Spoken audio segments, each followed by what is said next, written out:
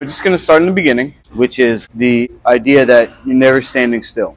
So how do we never stand still if we're in the same spot? If we're not moving anywhere, how can we not stand still if we're in the same spot? Well, you could do this, which is what we're going to do. Bouncing.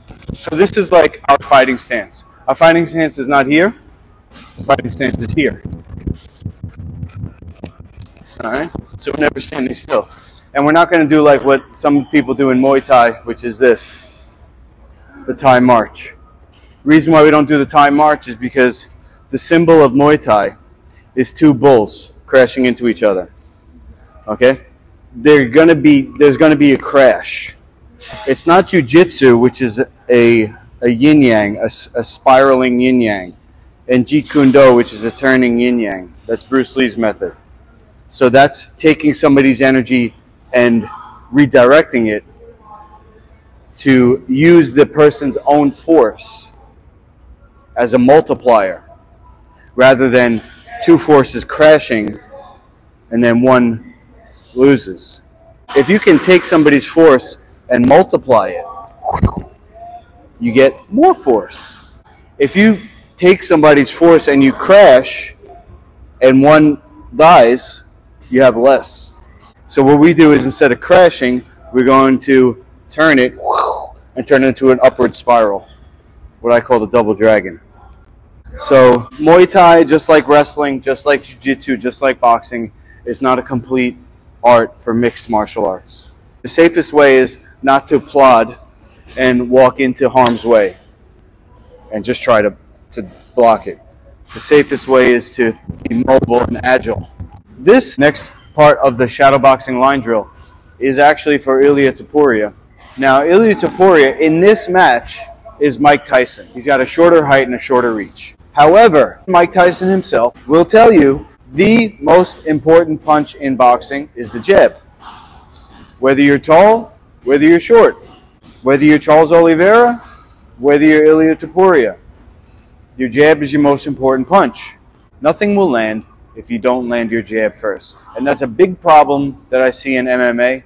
Guys are so hell-bent on getting a fight of the night, getting a performance of the night. They just load up on every punch. They don't pick their opponent apart with the jab. And that's why boxers look down on MMA strikers, and they look at it as unrefined and remedial. And they're not wrong. So even though Ilia Topuria is the shorter fighter, he still needs to use his straight punches. Why is that? Because once he gets inside the range of Charles Oliveira, he wants to be at his own punching range and not close enough where Charles Oliveira can hit him or elbow him. If Ilia Topuria starts winging hooks, he's going to be within the grabbing range and elbow range of Charles Oliveira. So even though he's shorter, he still wants to start with his straight punches.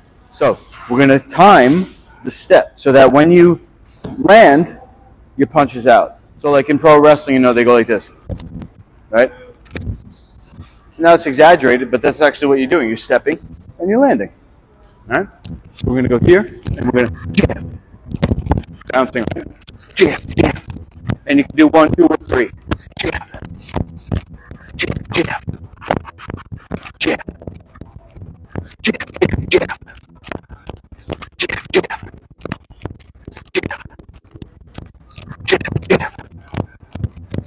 Jab, jab. Okay, now we're going to put those two concepts together, the 1 and the 2, but we're going to use elbows. So we're going to step forward, elbow with the lead arm, elbow with the rear arm. The footwork is the same as the jab cross. You're going to elbow, elbow. Elbow, elbow, elbow, elbow, elbow, elbow, elbow, elbow, elbow, elbow. This shadowboxing line drill is actually, we're going back to do Bronx, and this is what Charles Oliveira should do against Ilia Topuria's punching. And it's great for all grapplers. If you're watching and you're a grappler, if you want to grab somebody, elbow them first, because now you know you're in the right range. The rope smash is for you, James. And the reason is, When you're in a self-defense situation, it's not going to be a long, drawn-out 5-minute match. A self-defense scenario, most of the time, is quick, like under a minute. And that's what I saw in the videos that you sent me. So, because the rope smash is high intensity, it's going to get your heart rate up and get your adrenaline pumping to somewhat simulate the intensity of a real self-defense situation where your life is on the line. It's a quick, intense blast. It uses your whole body, and it's a motion that's very similar to what I saw you doing, where you were able to lift the perp and put them on the floor.